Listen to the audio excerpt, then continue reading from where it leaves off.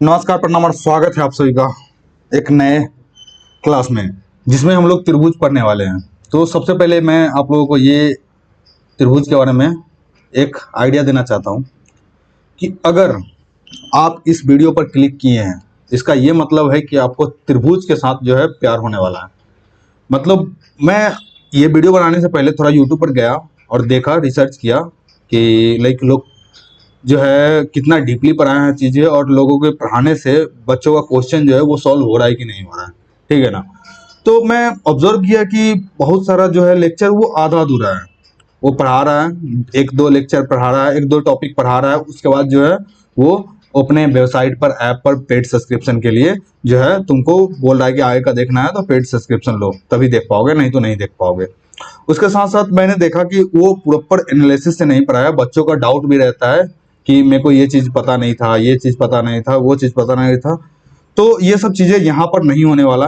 तुम बस इत्मीनान से चीज़ें पढ़ो, जो जो मैं बता रहा हूँ। उसके बाद तुम अगर क्वेश्चन लगाने बैठते हो, तुमसे A to Z क्वेश्चन होगा, ठीक है ना। और बोर्ड का जो भी जितना भी क्वेश्चन आता है, तुमसे A to Z क्वेश्चन बनेगा त्रिभुज से। हमने एनालिसिस भी किया है कि कौन सा साल में कितना क्वेश्चन आया, कितना मार्क्स का क्वेश्चन आया। तो हम लोग वो भी सब सारा चीज देख रहे होंगे। तो यही है, देखो, त्रिभुज से जो है, त्रिभुज एक बहुत ज्यादा इंपॉर्टेंट चैप्टर है। हम लोगों ने इससे पहले त्रिकोणमिति खत्म किया, नियामक ज्यामिति खत्म किया, निर्देशांक ज्यामिति।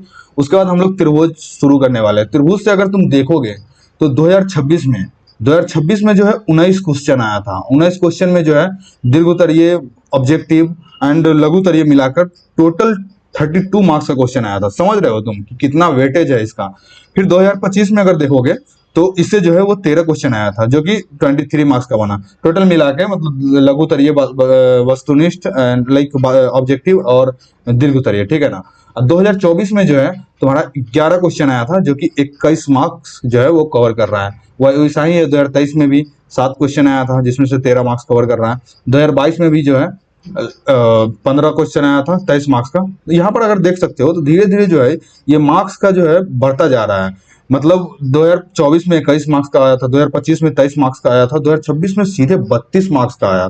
मतलब अगर ये तुम्हारा चैप्टर क्लियर रहता तो तुम सीधे, जो 30 मार्क्स पास होने के लिए लगता है बोर्ड में, तुम्हारा 32 मार्क्स सीधे त्रिभुज से आ रहा होता और तुम पास हो जाते।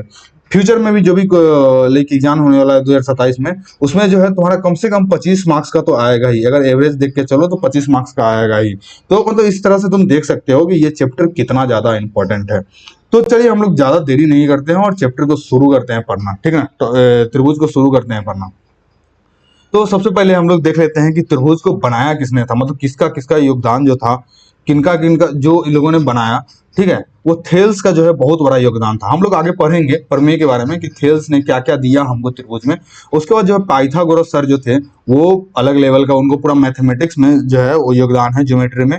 उसके साथ साथ हम लोग पाइथागोरस ने भी प्रमेय दिया था, वो भी हम लोग पढ़ रहे होंगे। मतलब इस त्रिभुज में जो है बहुत सारा साइंटिस्टों ने योगदान, मैथमेटिशियन ने योगदान दिया, उसमें से थेल्स और पाइथागोरस भी वन ऑफ देम था। ठीक है, उसके बाद हम लोग शुरू करते हैं कि रोजमर्रा की जिंदगी में त्रिभुज का उपयोग कहाँ कहाँ हो रहा है। हम लोग त्रिभुज का डिफिनेशन भी देखेंगे, त्रिभुज होता क्या है वो भी जानेंगे। लेकिन इतना अभी समझ लो कि त्रिभुज जो होता है, 3 भुजाओं से बने हुए क्षेत्र को त्रिभुज बोलते हैं। मान लो ये 1 भुजा, 2 भुजा, 3 भुजा, इसके बारे में अच्छे से पढ़ रहे होंगे। तो यहाँ देखो कि अगर ब्रिज देखे होगे, कोई भी पुल, तो पुल में भी देखे होगे कि इस तरह से बना हुआ रहता है। देखो ये भी त्रिभुज है। मतलब हम लोग रोजमर्रा की जिंदगी में जो है बहुत जगह त्रिभुज का उपयोग देख रहे होते हैं। इसके साथ साथ तुम साइकिल अगर चलाए होगे कभी, तो साइकिल में जो है ये बीच वाला पार्ट रहता है, वो भी तुम्हारा एक त्रिभुज ही है। उसके साथ साथ जो है तुम टावर जो है जहाँ से लाइट आता है, एक 11,000 वोल्ट, 12,000 वोल्ट, उसमें भी देखोगे तुम त्रिभुज आता ही आता है। देखो ये त्रिभुज है तुम्हारा, ये त्रिभुज है। मतलब त्रिभुज का जो है उपयोग बहुत जगह हम लोग करते हैं जिंदगी में। ठीक है, यहाँ देखो, कभी कभी घर बनाते हो, गांव घर में अगर तुम देखे होगे तो घर घर में जो है इस तरह का शेप दिया जाता है, जिससे कि घर जो है मजबूत बन के आ रहा होता है। देखो यहाँ पर भी देख सकते हो, ये प्रॉपर त्रिभुज है। यहाँ देखो, कभी कभी बिल्डिंग में तुम देखे होगे कि इस तरह का शेप दे देता है, तो ये भी यहाँ पर भी जो है त्रिभुज का यूज हो रहा होता है। इसके साथ साथ तुम सीढ़ी पर अगर देख रहे होगे, मान के चलो कहीं तुमको छत है, ये पूरा पार्ट जो है वो तुम्हारा छत है, और छत पर तुमको चढ़ना है, तुम सीढ़ी की मदद से चढ़ते हो, तो ये भी जो है पूरा जो है वो त्रिभुज बना रहा होता है। देखो 3 भुजाओं से घिर रहा है।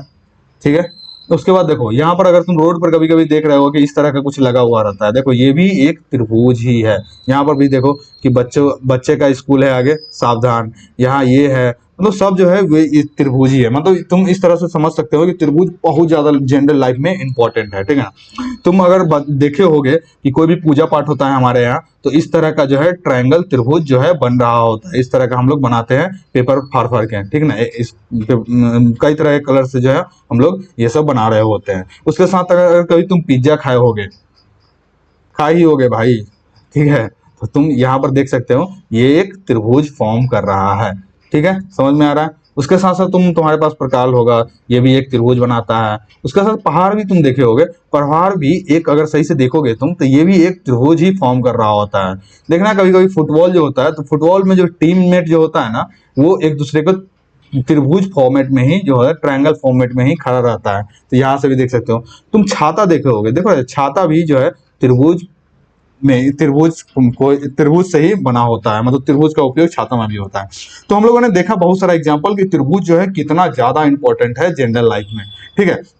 अब हम लोग शुरू करते हैं कि त्रिभुज जो है वो होता क्या है। तो त्रिभुज का अगर तुम डेफिनेशन देखोगे, तीन तीन असंरेखीय कोलिनियर बिंदुओं को रेखाखंडों द्वारा मिलाने पर बनने वाली आकृति को त्रिभुज कहते हैं। देखो वो असंरेखीय होना चाहिए। संरेखीय क्या होता है कि ये मतलब एक ही रेखा में हो, संरेखीय मतलब समान रेखा हो। लेकिन ये यहाँ पर बोल रहा है कि असंरेखीय, मतलब वो जो है अलग अलग होना चाहिए, बिंदु जो है वो कहीं भी अलग अलग होना चाहिए। तुम कहीं भी बिंदु ले लो एक रेखा पर, मतलब मान के चलो एक बिंदु यहाँ ले लेते हो, एक बिंदु यहाँ ले लेते हो, एक बिंदु यहाँ ले लेते हो, तो देखो ये भी जो है एक त्रिभुज फॉर्म कर रहा है, त्रिभुज बना रहा है। अब तुम्हारा मन है कि हम एक बिंदु यहाँ लेते हैं, एक बिंदु यहाँ ले लेते हैं और एक बिंदु यहाँ ले लेते हैं, तो देखो ये भी त्रिभुज तुम्हारा बना रहा है। तीन भुजाओं से जो है वो घिरने के बाद त्रिभुज बन जाता है। तो त्रिभुज का डिफिनेशन क्या था, परिभाषा समझ में आ गया हो। तीन असंरेखीय बिंदुओं को, मतलब तीन असंरेखीय बिंदु हम लोग ले लिए, एक ही रेखा पर नहीं है, तो तीन असंरेखीय बिंदुओं को रेखाखंड द्वारा, मतलब तीन बिंदु ले लो, ठीक है, तीन बिंदु रेखाखंड द्वारा, मतलब रेखाखंड मतलब लाइन खींच दो, इसका इससे, इसको इससे मिला दो और इसको इससे मिला दो, द्वारा मिलाने पर बनने वाली आकृति, यानी जो भी ये आकृति बन रहा है, जो भी ये बन रहा है, बनने वाली बंद आकृति, मतलब जो बंद ही है पूरा आकृति, को त्रिभुज कहते हैं। आई होप कि आप लोग इतना समझ में आ गया होगा कि त्रिभुज किसे कहते हैं, ठीक है। चलो हम लोग आगे देखते हैं। त्रिभुज में जो है सबका कुछ ना कुछ नाम होता है। इस बिंदु का कुछ नाम होगा, ये कोई रेखा है उसका भी नाम होगा, यहाँ कुछ कोण बन रहा है उसका भी नाम होगा। तो सब कुछ हम लोग देख रहे होंगे। देखो ये प्रॉपर एक त्रिभुज है, ठीक है। यहाँ पर जो है त्रिभुज में तीन बिंदु है, एक बिंदु बी और बिंदु सी यहाँ है, ठीक है। अब उसको हम लोग रेखा से मिला देते हैं, तो रेखा से मिलाने के बाद जो है बंद आकृति जो बनता है वो तुम्हारा त्रिभुज कहलाता है। अब देखो ये जो होता है ना, लाइन जो खड़ा है तुम्हारा, जो भी लाइन से जो बनता है, जो भी लाइन बनता है, देखो वो उसको जो है हम लोग भुजा कहते हैं। मतलब अगर जो भी लाइन बिंदु ए, बिंदु सी, बिंदु ए, बी और सी से जो बना, वो जो है लाइक मिलाने पर जो भी बना लाइन, जिस लाइन से हम लोग बनाते हैं उसको हम लोग भुजा बोलते हैं। देखो तो यहाँ पर क्या हो गया, भुजा ए और बी, यहाँ पर भुजा ये क्या हो गया, बी और सी, बी सी भी एक भुजा है, यहाँ देख सकते हो बी सी भी भुजा है। और ए सी या सी ए लिखो, ये भी तुम्हारा एक भुजा है। यानी जो है लाइन जो भी खींचा जाता है उसको भुजा बोलते हैं। इतना समझ में आ गया होगा, ठीक है। उसके बाद जो है यहाँ पर देखो जो भी बिंदु है, ए, बिंदु बी, बिंदु सी, इसको बोलते हैं शीर्ष, या इंग्लिश में बोलोगे तो वर्टेक्स, ठीक है। इसको शीर्ष बोलते हैं। जो भी बिंदु है वो उसको बोलते हैं शीर्ष या वर्टेक्स। उसके बाद जो है दो लाइन मिला के जो बन रहा है उसको कोण बोलते हैं। जो भी है ये, इसको कोण बी बोलेंगे, बी के पास है तो ये ए के पास है तो ये कोण ए बोलेंगे, और इसके पास है जो तो ए कोण सी बोलेंगे, जैसे कि तुम यहाँ देख सकते हो। और कोण को हम लोग इससे भी डिनोट करते हैं, सॉरी, कोण को हम लोग इससे डिनोट करते हैं। ये दो भुजाओं से बना होता है, देखो यहाँ और ये दो भुजाओं से बना हुआ है, और पूरा जो है घिर जाता है तो उसको हम लोग त्रिभुज बोलते हैं। तो त्रिभुज को हम लोग ऐसे भी डिनोट करते हैं। मतलब त्रिभुज के भाग आप लोगों को समझ में आ गया होगा। यहाँ पर तुम डिफिनेशन भी देख सकते हो। शीर्ष किसे बोलते हैं, जहां दो बिंदुएं मिलती है उसे, उस बिंदु को शीर्ष कहते हैं। जैसे कि तुम यहाँ देख सकते हो कि यहाँ दो बिंदु मिल रहा है, दो भुजाएं मिल रही हैं, ठीक है। उसके बाद भुजा किसे बोलते हैं? दो शीर्षों को जोड़ने वाले रेखाखंड को भुजा कहते हैं। मतलब बिंदु बी और बिंदु ए जो है शीर्ष है, दोनों को मिला दिया तो ये भुजा कहलाता है। कौन किसे कहते हैं? सारा का डेफिनेशन है, मैंने समझा दिया, ठीक है ना। जहां दो भुजाएं मिलती है वहां बनने वाला कोण कहलाता है। देखो यहाँ पर भुजा एक हो गया, भुजा दूसरा हो गया, तो यहाँ पर एक जो बना है उसको हम लोग कोण कहते हैं। अब होप कि आप लोगों को इतना समझ में आ गया होगा कि शीर्ष किसे कहते हैं, भुजा किसे कहते हैं और कोण किसे कहते हैं, ठीक है। चलो हम लोग आगे बढ़ते हैं। अब देखो त्रिभुज के कई प्रकार होते हैं, मतलब कई भी तरह का त्रिभुज होता है। मान के चलो अगर तुम ये बना दिए, ये भी त्रिभुज हो गया। मान के चलो किसी भी त्रिभुज का तो दो भुजा भी तो बराबर हो सकता है, किसी का तीन बराबर हो सकता है, किसी का जो है कोण बड़ा हो सकता है, किसी का कोण छोटा हो सकता है, ठीक है। तो हम लोग देखते हैं त्रिभुज को जो है लाइक दो आधार पर बांटते हैं। पहला हम लोग भुजाओं के आधार पर बांटते हैं, मतलब भुजा अलग अलग हो सकता है, और दूसरा कोण के आधार पर, मतलब कोण कुछ भी हो सकता है। 180 डिग्री त्रिभुज के तीनों भुजा कोणों का योग 180 डिग्री होता है, कोई बड़ा कोई छोटा होता है। तो हम लोग देखते हैं, आगे क्लियर हो जाएगा। तो क्या है कि त्रिभुज के आधार भुजाओं के आधार पर त्रिभुज को जो है तीन भागों में बांटा जाता है। कितना भागों में बांटा जाता है? तीन भागों में। अब देखो समबाहु त्रिभुज पहला जो है हम लोग का समबाहु त्रिभुज, इंग्लिश में बोलते हैं इक्विलैटरल ट्रायंगल। इसका डेफिनेशन देखो, जिस त्रिभुज के तीनों भुजाएं समान हो उसे समबाहु त्रिभुज कहते हैं। मान के चलो ये जो है एक भुजा तुम्हारा ये हो गया, दो भुजा ये हो गया और तीसरा भुजा ये हो गया। अगर सारा भुजा ये, अगर ये 3 सेंटीमीटर है तो ये भी 3 सेंटीमीटर होगा और ये भी 3 सेंटीमीटर होगा। अगर किसी त्रिभुज का तीनों भुजाओं की लंबाई बराबर हो तो उसे हम लोग समबाहु त्रिभुज बोलते हैं या इक्विलैटरल ट्रायंगल बोलते हैं। और उसके साथ साथ इसका विशेषता क्या होता है ना, तीनों भुजाएं समान हो, अगर तीनों भुजाएं समान हो तो इसका कोण भी बराबर होता है। कोण जो है ये भी बराबर होता है, और कितना कितना डिग्री होता है? 60 डिग्री होता है। त्रिभुज के तीनों कोणों का योग कितना होता है? 180 डिग्री होता है। तो मान के चलो ये ABC मान लो, ए बी और सी, तो कितना हो जाएगा? कोण ए प्लस कोण बी प्लस कोण सी जो है 180 है। और बोल रहा है कि तीनों जो है कोण जो है वो बराबर है। तो तीनों कोण बराबर है, तीनों कोण मान लो x है, तो x बराबर क्या है? 3x हो जाएगा। तो 3x बराबर 180, तो x बराबर तुम्हारा हो जाएगा 180/3 यानी 60। तो यहाँ से समझ में आ गया कि तीनों कोण जो है वो 60-60-60 होता है अगर तीनों भुजाएं समान हो। यानी ये समबाहु त्रिभुज में तीनों भुजाएं बराबर होती है और तीनों कोण भी बराबर होता है, और उस कोण का मान जो है वो 60 डिग्री होता है। आई होप कि आप लोगों को समबाहु त्रिभुज समझ में आ गया होगा। अब हम लोग देखते हैं समद्विबाहु त्रिभुज, जिसको हम लोग आइसोसेलेस ट्रायंगल बोलते हैं,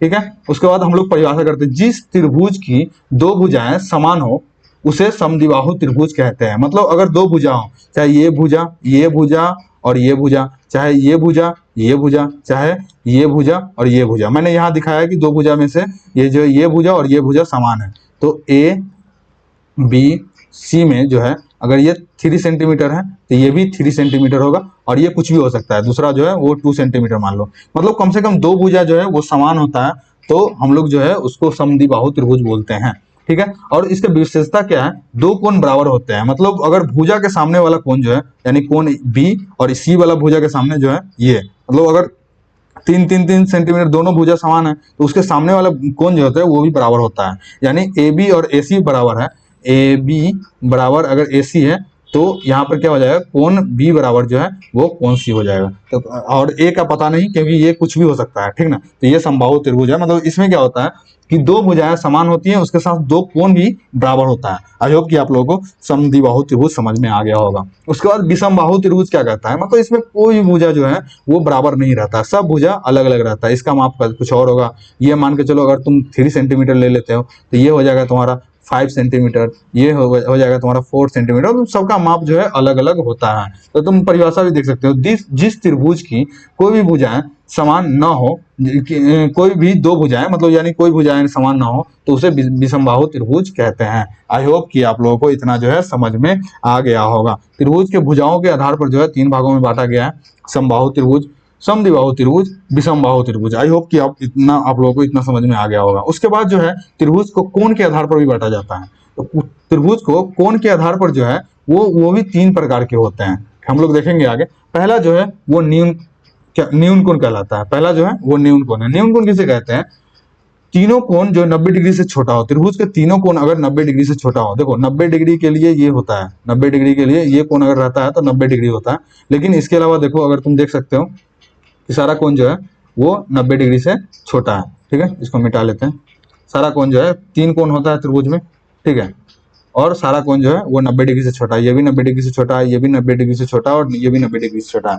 मतलब त्रिभुज के तीनों कोण जो है वो 90 डिग्री से अगर छोटा हो तो उसको न्यून कोण त्रिभुज कहते हैं। ठीक है, कोणों के आधार पर जो है उसके बाद तीन प्रकार का होता है। दूसरा हो गया समकोण त्रिभुज। समकोण त्रिभुज में क्या होता है ना कि एक कोण जो है वो 90 डिग्री होगा, चाहे कोई भी कोण होगा। यहाँ पर देख लो ए बी सी में, ए बी और सी में जो है कोण बी जो है वो 90 डिग्री का है। तो यानी कोण बी जो है अगर 90 डिग्री है, मतलब एक कोण अगर तुम्हारा समकोण हो गया, मतलब 90 डिग्री हो गया, तो वो समकोण त्रिभुज कहलाता है। ठीक है, आई होप कि आप लोगों को इतना समझ में आ रहा होगा। उसके बाद अधिक कोण त्रिभुज। अधिक कोण त्रिभुज में क्या होता है ना कि कोई एक कोण जो है वो 90 डिग्री से बड़ा हो। देखो 90 डिग्री के लिए यहाँ पर देखो, 90 डिग्री के लिए ये था, 90 डिग्री होना चाहिए, यानी वो 90 डिग्री से बड़ा हो कोई एक कोण। तो त्रिभुज की कोई एक कोण अगर 90 डिग्री से बड़ा हो तो उसको जो है अधिक कोण कहते हैं। आई होप कि आप लोगों को समझ में आ गया होगा। ये कोण जो है वो 90 डिग्री से बड़ा है, 120 होगा, 150 होगा, कुछ भी हो सकता है 90 से, लेकिन बड़ा है।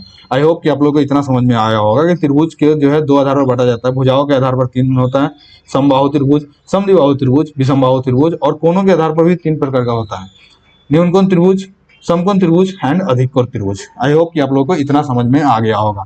हम लोगों ने क्या क्या देखा अभी, त्रिभुज के महत्वपूर्ण गुण जो है वो क्या क्या होते हैं। त्रिभुज में तीन भुजाएं होती हैं, हम लोगों ने देखा।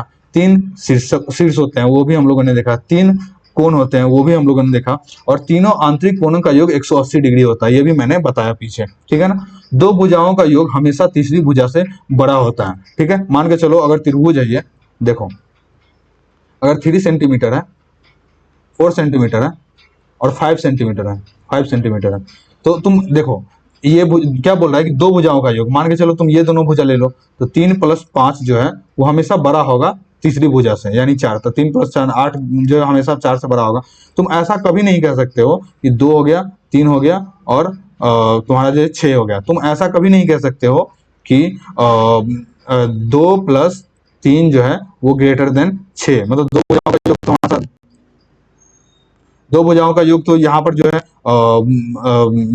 ग्रेटर तीसरी भुजा से बड़ी नहीं हुए तो ये त्रिभुज फॉर्म नहीं करेगा। मतलब इस तरह से है, ठीक ना। तो ये जो है हमेशा जो है, मान के चलो कोई भी भुजा तुम ले सकते हो, ये दोनों लोगे तो ये इससे बड़ा हो जाएगा। तो इस तरह से है कि अगर सभी ये तुम सभी भुजाओं के लिए चेक करोगे, एक के लिए नहीं। अगर तुम दूसरा और तीसरा करोगे तो यहाँ पर हो जा रहा है, जैसे 2 + 6 तुम करते हो तो ग्रेटर देन 3 हो रहा है। लेकिन कभी कभी ऐसा होता है कि लेकिन दो भुजाओं को जोड़ने पर वो तीसरी भुजा से बड़ी नहीं होती है, तो वो त्रिभुज नहीं कहलाएगा। आई होप कि आप लोगों को इतना चीजें जो है समझ में आ गया होगा। ठीक है, हम लोग आगे बढ़ते हैं। देखो एक चीज और होता है बाह्य कोण प्रमेय। इसमें क्या होता है, किसी त्रिभुज का बाह्य कोण उसके दो विपरीत अंतःभुजाओं के योग के बराबर होता है। मान के चलो ये तुम्हारा कोई त्रिभुज है, ठीक है, ए बी सी मान लो त्रिभुज, ठीक है ना। ये तुम्हारा ए हो गया, ये तुम्हारा बी हो गया, और ये तुम्हारा सी हो गया, ठीक है। और ये तुम्हारा जो है वो यहाँ पर डी मान लेते हैं, और इस एंगल को एक्स मान लेते हैं। अब हम क्या है कि मान के चलो ये कोई त्रिभुज है, सबका एंगल कुछ ना कुछ दिया हुआ है। ये कोण ए हो गया, ये कोण बी हो गया, और ये कोण सी हो गया। तो ये एंगल क्या होगा, ये बाहरी कोण क्या होगा। सबसे पहले एक बात आपको अगर याद हो, पता हो, तो ये जो है पूरा जो है 180 डिग्री होता है। इस पर अगर ये एंगल तुम्हारा x है तो ये एंगल जो है तुम्हारा 180 - x होता है। इतना आप लोगों को पता होना चाहिए, ठीक है। उसी हिसाब से अगर हम लोग देखेंगे, इसको इरेज कर लेते हैं। उसी हिसाब से अगर हम लोग देखते हैं कि मान के चलो ये x है, तो ये पूरा कितना हो जाएगा, ये लाइन जो है पूरा किससे बन रहा है, कोण c + x बराबर जो है 180 डिग्री हो जाएगा। ठीक है, अब देखो त्रिभुज के तीनों कोणों का योग कितना होता है, 180 डिग्री, यानी कोण a + कोण b + कोण c जो है तुम्हारा, कोण सी जो है वो कितना होता है तुम्हारा 180 डिग्री। तो कोण सी बराबर कितना हो जाएगा, यहाँ पर कोण सी तुम्हारा हो गया 180 माइनस कोण ए प्लस कोण बी। ठीक है, तो यहाँ पर अब x क्या हो जाएगा, तो c का मान भरो, तो x कितना हो जाएगा देखो। तो कोण सी बराबर जो है c का मान भरोगे तुम तो कितना हो जाएगा 180 माइनस कोण ए प्लस कोण बी प्लस x बराबर तुम्हारा हो गया 180।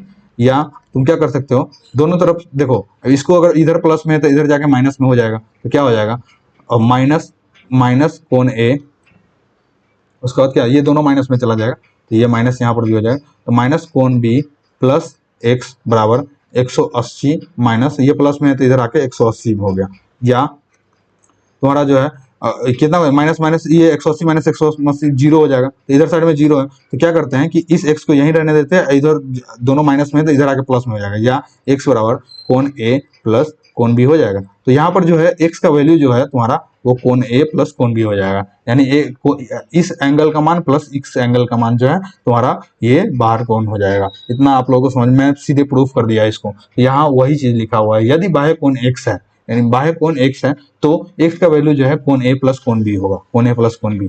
समझ में आ गया, मैंने ये चीज आप लोगों को निकाल दिया। तो ये चीज जो है one of the important part है, वो आप लोगों को आगे जो है बहुत ज्यादा काम आ रहा होगा, तो ये भी आप लोग नोट कर सकते हैं। ठीक है, आगे हम लोग देखते हैं। अब यहाँ से जो है हमारा मेन जो है त्रिभुज का जो भी क्वेश्चन बनने वाला है, यहीं से शुरू होता है चीजें। ठीक है, सबसे पहले ये बताओ कि समान आकृति मतलब तुम लोग समझते क्या हो? डेफिनेशन पर मत जाओ अभी, देखो डेफिनेशन में क्या लिखा है वो छोड़ो। देखो ये जो है मान के चलो मैंने ये स्क्वायर बनाया, और ठीक है मतलब वर्ग बनाया, और ये जो है आयत है। तुमको ये दोनों समान दिख रहा है क्या? नहीं, ऑब्वियसली नहीं है, ये दोनों समान हो ही नहीं सकता है। और दो और बनाता हूं मैं, मान के चलो ये स्क्वायर है और ये बड़ा वाला स्क्वायर है, ये समान दिख रहा है? हाँ भाई, ये तो समान एटलीस्ट दिख रहा है, बड़ा छोटा है उससे मतलब नहीं है, क्या समान होना चाहिए, एक जैसा दिखना चाहिए। मान के चलो ये कोई त्रिभुज है, ये बड़ा वाला त्रिभुज है, ये दोनों समान है कि नहीं? है, ऑब्वियसली दोनों समान है। ठीक है, उसके बाद देखो कि ये सर्कल हो गया तुम्हारा वृत्त, और ये तुम्हारा जो है वर्ग हो गया, ये दोनों समान है कि नहीं? वो बताओ। नहीं है, ऑब्वियसली नहीं है। तो हम लोग जो है समान पहचानने आ गए कि जो एक जैसा दिखता है ना वही समान होता है। कभी कभी देखते होगे कि दो भाई रहता है, दोनों एक जैसा दिखता है, जिसका हाइट भी एक रहता है और सब कुछ कलर वलर जो है जितना सेम रहता है, तो वो भी समान एक दूसरे का हो जाएगा। ठीक है ना। अब हम लोग डिफिनेशन वाइज देखते हैं। ठीक है, डिफिनेशन क्या है, पहले ये इरेज कर लेता हूँ। ठीक है, डिफिनेशन वाइज देखता हूँ हम लोग कि वे आकृतियां जिसका आकार समान हो लेकिन उसका माप जो है समान होना आवश्यक नहीं है, समान आकृतियां कहलाती है। मतलब वे आकृतियां जिसका आकार समान हो, मतलब वो देखने में जो है ना वो समान होना चाहिए। हमने अभी ही एग्जांपल लिया, लेकिन उसका माप यानी साइज जो है वो समान होना आवश्यक नहीं है, समान भी हो सकता है। मान के चलो अगर ये वर्ग लेते हैं और ये वर्ग लेते हैं, दोनों जो है एक जैसा दिख रहा है, तो और उसके साथ साथ जो है इसका साइज भी सेम है, तो ये भी जो है वो समान आकृति कहलाएगी। और मान के चलो ये त्रिभुज ले लेता हूँ और ये बड़ा वाला त्रिभुज लेता हूँ, तो ये भी एक दूसरे के समान है, मतलब ये दिख एक ही जैसा रहा है, भले ही बड़ा हो या छोटा हो। या तुम अगर इस दोनों को कंपेयर करो, या एक और त्रिभुज बना लेते हैं, ये दोनों का मान के चलो अगर आकृति अगर समान माप जो है साइज सेम है, तो ये भी जो है वो समान है। एक तो देखने में समान लग रहा है, ठीक है, और आकृति भी समान है, तो ये भी समान कहलाएगा। लेकिन अगर आकृति का साइज अलग अलग है और देखने में एक जैसा है, तो वो भी समान कहलाएगा। मतलब शेप अगर सेम है तो वो जो है वो समान आकृति कहलाएंगे।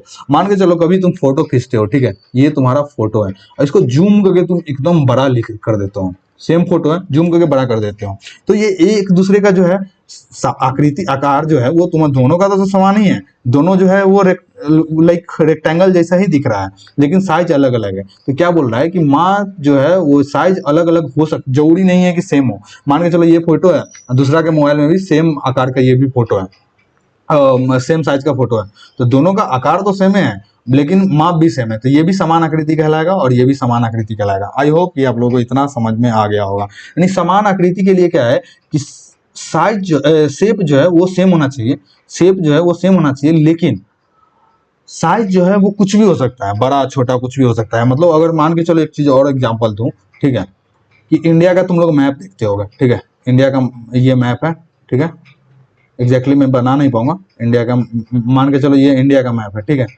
इंडिया का मैप है, और सेम मैं इधर भी बना दिया इंडिया का मैप, तो मैं जूम करके मैं बिहार को यहाँ जूम कर लिया, ठीक है, यहाँ पर बिहार पूरा बिहार का बड़ा सा पिक्चर ले लिया, ठीक है। तो इसका ये मतलब नहीं है कि इस इंडिया के मैप में और बिहार का जो मैप को जूम किया और बिहार का मैंने एक पिक्चर बाहर खड़ा कर दिया, तो दोनों अलग अलग नहीं होगा। भले ही उसका साइज अलग अलग है, लेकिन उसका शेप जो है, मतलब जो भी बिहार का शेप होगा और ये जो सिर्फ बिहार का शेप है वो सेम ही होगा। मतलब इंडिया में बिहार का शेप या सिर्फ बिहार का शेप वो सेम ही होगा। तो हम लोग बोल सकते हैं कि वो दोनों समान आकृति है।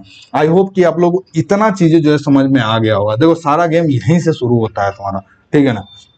उसके बाद तुम देख लो, यहाँ पे मैंने पिक्चर का एग्जांपल लिया था, ये कोई फोटो है, ये अगर फोटो छोटा हो जाता है तो इसका ये मतलब नहीं है कि ये फोटो अगर आकार इसका अगर छोटा हो जाता है, मतलब साइज छोटा हो जाता है तो इसका आकार बदलेगा, शेप बदलेगा। शेप तो एकदम ही सेम ही है, तो ये जो है समान आकृति कहलाएगा। मैंने एग्जाम्पल लिया था इंडिया का, ठीक है, इंडिया प्रॉपर होगा, ठीक है। तो यहाँ पर जो मान के चलो अगर कोई बिहार है, ठीक है, बिहार का अगर मैं अलग से पिक्चर लगा दूं, ठीक है, तो इसका ये मतलब नहीं है कि बिहार चेंज हो जाएगा। बिहार जो है अगर यहाँ पर और यहाँ पर सेम ही रहेगा, तो मतलब इसका आकार जो है वो सेम है, ठीक है ना, आकार जैसा का तैसा है, लेकिन उसका साइज अलग अलग हो रहा है। तो अगर साइज मान के चलो सेम ही पिक्चर है, मैं बोलूँ कि एक और पिक्चर सेम लगा दो, तो इसमें क्या है, ये दोनों समान है या नहीं है? ऑब्वियसली समान होगा, क्योंकि वो दिख ही जैसा रहा है, मतलब समान आकृति है, और उसका साइज भी अगर समान हो या ना हो तब भी वो समान आकृति कहलाएगा। आई होप कि इतना चीजें जो है आप लोगों को समझ में आ गया होगा। यही बेसिक चीजें से जो है तुम्हारा क्वेश्चन जो है अच्छे से बन रहा होगा। तो इतना समझ में आ गया होगा कि समान आकृति के लिए जो है तुम्हारा शेप यानी जो है आकार समान होना चाहिए, लेकिन माप जो है यानी माप यानी साइज जो है वो अलग अलग हो सकता है, सेम भी हो सकता है और अलग अलग भी हो सकता है। आई होप कि आप लोगों को इतना समझ में आ गया होगा। उसके बाद हम लोग अब शुरू करते हैं, समरूप पढ़ना शुरू करते हैं। समरूप कुछ और है नहीं, यही है त्रिभुज में भी पढ़ेंगे हम लोग समरूप, लेकिन इससे पहले समरूप होता क्या है? समरूप सिंपल है, समान आकृति को ही जो है वो समरूप बोलते हैं हम लोग, ठीक है ना।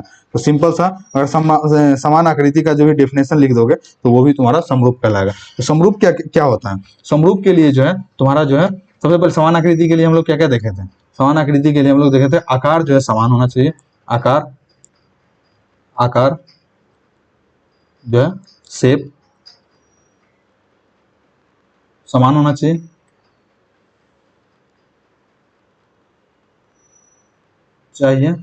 सेम है वो तुम्हारा समान आकृति जैसा ही है।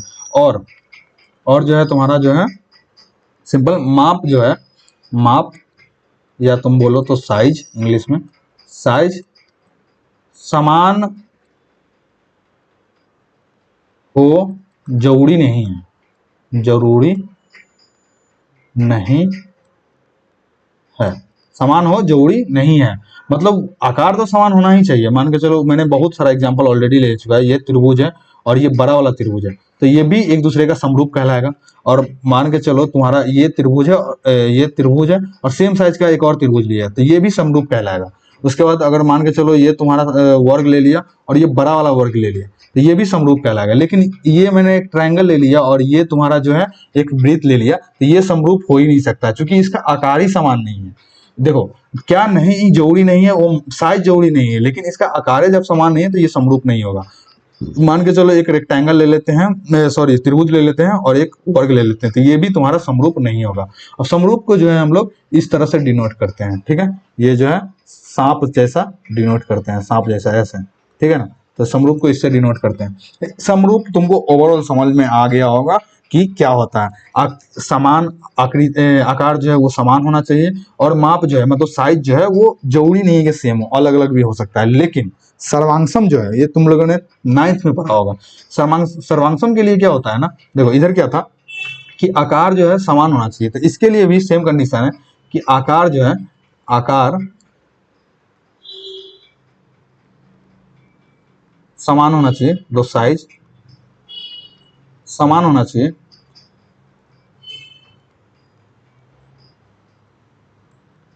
लेकिन इधर देखो यहाँ क्या था कि माप जो है समान हो जरूरी नहीं है। लेकिन इसमें क्या होता है कि माप यानी साइज इंग्लिश में बोलोगे तो समान होना चाहिए। मतलब इसमें क्या है कि आकार भी सेम होना चाहिए और साइज भी सेम होना चाहिए। यानी एक वर्ग ले लेते हैं एग्जांपल के लिए, ये हो गया, और दूसरा वर्ग जो है ये ले लेते हैं। मान के चलो सबका जो है इसका मेजरमेंट लिखोगे तो 2 सेंटीमीटर 2 सेंटीमीटर 2 सेंटीमीटर और 2 सेंटीमीटर 2 सेंटीमीटर ये भी, तो इसमें भी जो है ये 2 सेंटीमीटर ही होना चाहिए, सब 2 सेंटीमीटर। एक तो दिखना भी सेम चाहिए, मतलब आकार भी सेम होना चाहिए, और ये जो है इसका साइज भी जो है वो सेम होना चाहिए, तभी ये सर्वांगसम कहलाएगा। अगर तुम मान के चलो एक वर्ग ले लेते हो जो 2 सेंटीमीटर है, 2 सेंटीमीटर है, 2 सेंटीमीटर है, 2 सेंटीमीटर है, लेकिन एक बड़ा वर्ग ले लेते हो जो कि 5 सेंटीमीटर है, 5 सेंटीमीटर है, 5 सेंटीमीटर है, और ये भी 5 सेंटीमीटर, ये सर्वांगसम होगा कि नहीं होगा वो बताओ। ये कभी भी सर्वांगसम नहीं होगा। सर्वांगसम के लिए क्या होता है कि आकार सेम होना चाहिए, आकार तो सेम है चलो, लेकिन माप यानी साइज जो है वो भी समान होना चाहिए, लेकिन ये अलग अलग है। लेकिन ये जो है समरूप जरूर होगा। तो ये जो है समरूप है, समरूप है, लेकिन समरूप है, लेकिन सर्वांगसम जो है तुम्हारा सम नहीं है। अगर अलग अलग आकृति ले लो, मतलब ये त्रिभुज हो गया, ये वृत्त हो गया, तो ये तो न सर्वांगसम होगा न समरूप होगा।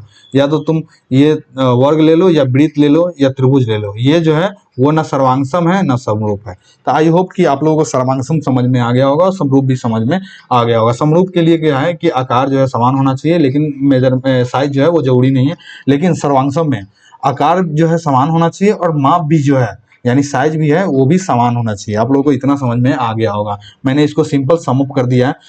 समरूप और सर्वांगसम में अंतर देखो, समरूप है ये सर्वांगसम है। समरूप में क्या होता है, आकार समान होता है, इसमें जो है आकार जो है इसमें भी समान होता है, ठीक है, लेकिन इसमें जो है माप जो है यानी साइज जो है अलग अलग हो सकता है, लेकिन इसमें जो है साइज समान होना चाहिए। उसके साथ साथ क्या है कि भुजाएं समानुपाती होना चाहिए, वो भी हम लोग आगे पढ़ते हैं। समानुपाती मतलब मान के चलो देखो इसमें क्या है, ये इसको भी मैं समझाता हूँ कि समानुपाती होना चाहिए। उसके साथ साथ जो है चिन्ह जो है इसका मैंने सांप जैसा बताया था, और इसका जो है सर्वांगसम का जो है इस तरह से होता है, बराबर के ऊपर जो है सांप बना दोगे तो ये तुम्हारा इसका सर्वांगसम का चिन्ह हो जाएगा। अब देखो समरूप भुजाएं जो है वो समरूपताएं होती हैं, और ये इसमें जो है भुजाएं बराबर होती हैं। ये कैसे होगा देखो, एक यहाँ पर एग्जाम्पल लेता हूँ। मान के चलो समरूप का एग्जाम्पल लेता हूँ सिंपल, ये वर्ग ही ले लेते हैं। दो वर्ग देखो, 2 सेंटीमीटर, 2 सेंटीमीटर, 2 सेंटीमीटर, 2 सेंटीमीटर, ये 5 सेंटीमीटर लेते हैं, 5 सेंटीमीटर, 5 सेंटीमीटर, 5 सेंटीमीटर, 5 सेंटीमीटर। और सर्वांगसम के लिए क्या है कि दोनों बराबर होना चाहिए, आकार जो है और तुम्हारा माप जो है, माप जो है वो भी। तो ये क्या हो जाएगा, दो बना लेते हैं हम लोग वर्ग, ये 2 centimetre, 2 centimetre, 2 centimetre, 2 centimetre, 2 centimetre, ये भी 2 सेंटीमीटर, 2 सेंटीमीटर, सारा 2 सेंटीमीटर होगा। अब देखो भुजाओं का तुम अगर रेशियो लेते हो, ये भुजाओं का जो है समानुपाती करते हो, यानी ये भुजा को ये भुजा से, यानी 2/5 बराबर, ये भुजा को ये भुजा से 2/5, 2 है और ये 5 है, ठीक है। ये भुजा को ये भुजा से यानी 2/5, नीचे वाला भुजा से और ये नीचे वाला भुजा 5, तो 2/5 ये। तो यहाँ अगर तुम देखोगे, यहाँ पे अगर तुम देखोगे तो रेशियो जो है वो बराबर आया है, 2/5, 2/5, 2/5। तो वही बोलता है भुजाएं जो है वो समानुपाती होना चाहिए, ठीक है। और इसमें देखो भुजाएं बराबर होना चाहिए। देखो सारा भुजा जो है वो तुम्हारा बराबर नहीं है, सारा भुजा जो है तुम्हारा बराबर है। अगर मान के चलो ये 3 हो गया, ये 3 हो गया, तो यहाँ पर भी 3 कोई ना कोई होना चाहिए था, तभी ये तुम्हारा कहलाए। वर्ग है तो सारा भुजा बराबर होता है, लेकिन अगर तुम्हारा अगर आयत रहता तो ये 3 अगर होता, ये 3 और ये 3 होता, तो तुम्हारा ये भी 3 हो जाता और ये भी भुजा 3 हो जाता। आई होप कि आप लोगों को इतना समझ में आ गया होगा। एक चीज और ध्यान रखना इसमें, तुमको आगे हम लोग चलो हम लोग यहीं देख लेते हैं एक चीज। अगर समानुपाती की बात किया जाए, ये इंपॉर्टेंट पॉइंट है जो तुम बहुत ज्यादा गलती करते हो। तो हम एक एक्स्ट्रा पेज ले लेते हैं और तुमको समानुपाती लेना सिखाते हैं कि किस तरह से लेते हैं। तुम लोगों को बहुत सारा कंफ्यूजन रहता है, मैंने बहुत लोगों का देखा है जब ऑफलाइन पढ़ाता था, तो बहुत लोगों का देखा है कन्फ्यूजन, वो मैं आप लोगों को जो है यहाँ पे क्लियर कर देता हूँ। 1 मिनट वेट करो, नया पेज निकाल के मैं ये चीज़ें क्लियर कर देता हूँ तुम लोग को, ठीक है। वेट करना 1 मिनट, मैं पेज ही साफ कर देता हूँ पूरा, ठीक है। हाँ चलो हो गया।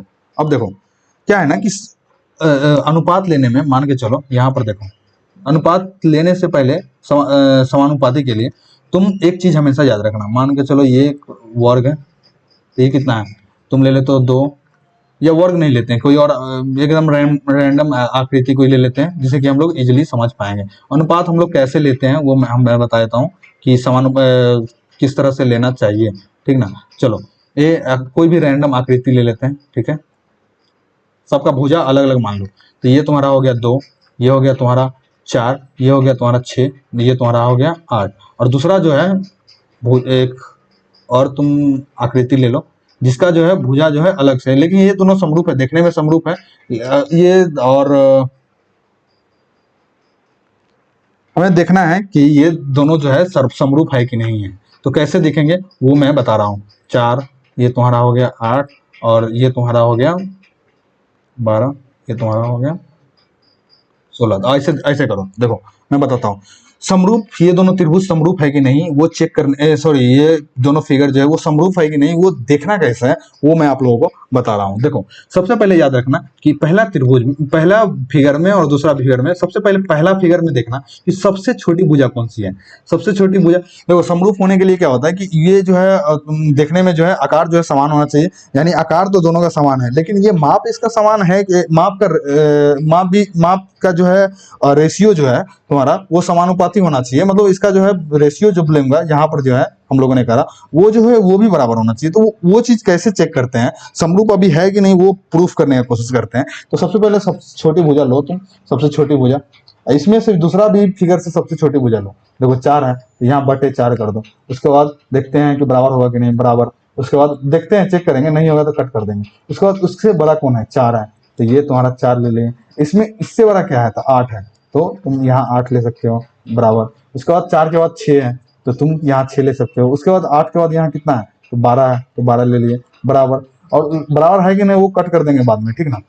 उसके बाद इसमें 6 से बड़ा क्या है, 8 है, तो 8 हो गया। उसके बाद इसमें क्या है कि 12 से बड़ा क्या है, तो 16 है, 16 ले लिया। और सबको सॉल्व करोगे ना तो सब क्या होता है तुम्हारा 1/2 बराबर 1/2 बराबर 1/2 बराबर 1/2, यानी सब बराबर आ जा रहा है, यानी ये दोनों जो है वो समरूप है। अब सर्वांशम है कि नहीं, नहीं होगा, सर्वांशम कभी नहीं होगा। सर्वांशम होने के लिए क्या होना चाहिए, देखो अगर ये दोनों फिगर, सर्वांशम तभी होगा जब ये 4 के जगह पर 2 होगा, ये तुम्हारा जो है 4 होगा, ये तुम्हारा 6 होगा, और ये तुम्हारा जो है वो 8 होगा। अगर ये ऐसा रहता है यानी 2, इसका छोटी भुजा इसके बराबर, इससे बड़ी भुजा यानी 4 ये इसके बराबर, इससे बड़ी भुजा 6 ये 6 के बराबर, इससे बड़ी भुजा 8 इसके सब बड़ी भुजा से 8 से, यानी सब बराबर हो तब ये सर्वांशम हो, ऐसे ये जो है समरूप हो जाएगा।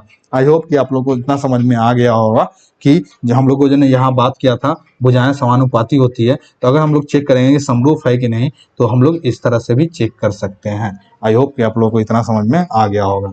अब हम लोग देखते हैं हम लोग पढ़ क्या रहे हैं, त्रिभुज। तो हम लोग अब त्रिभुज में देखते हैं, त्रिभुज में कुछ कुछ रूल होता है, तो त्रिभुज में समरूपता कैसे देखते हैं वो हम लोग देखते हैं, देख रहे हैं यहाँ पर। मान लो कि ये एक त्रिभुज है, ठीक है, 2 त्रिभुज ले लेते हैं, ए बी सी, और दूसरा त्रिभुज है तुम्हारा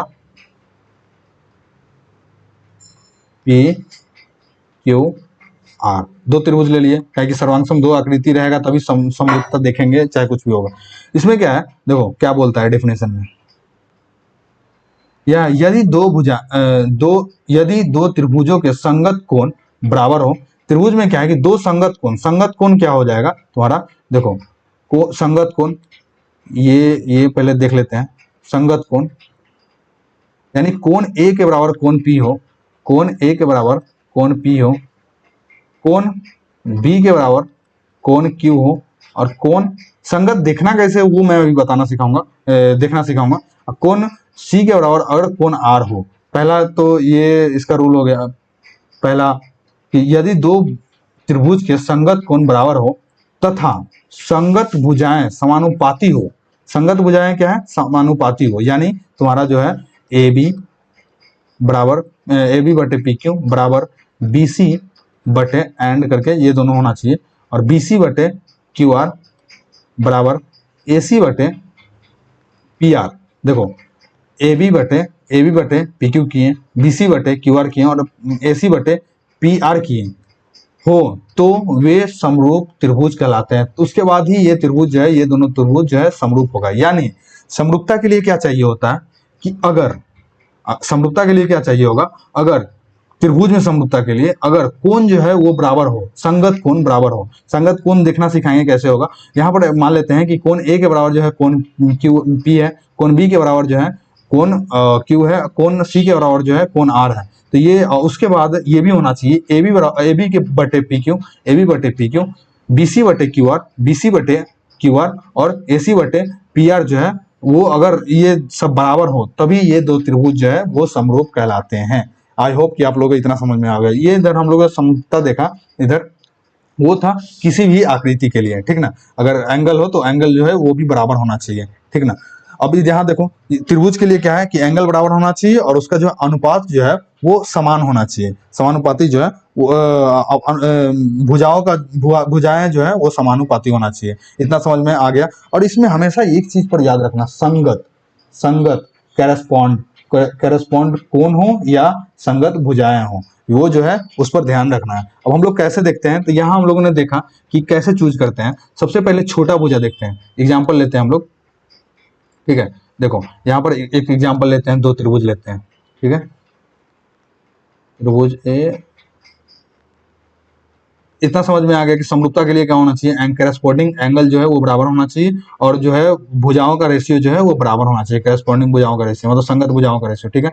ये ले लो ए बी सी, ये तुम्हारा होगा पी क्यू आर।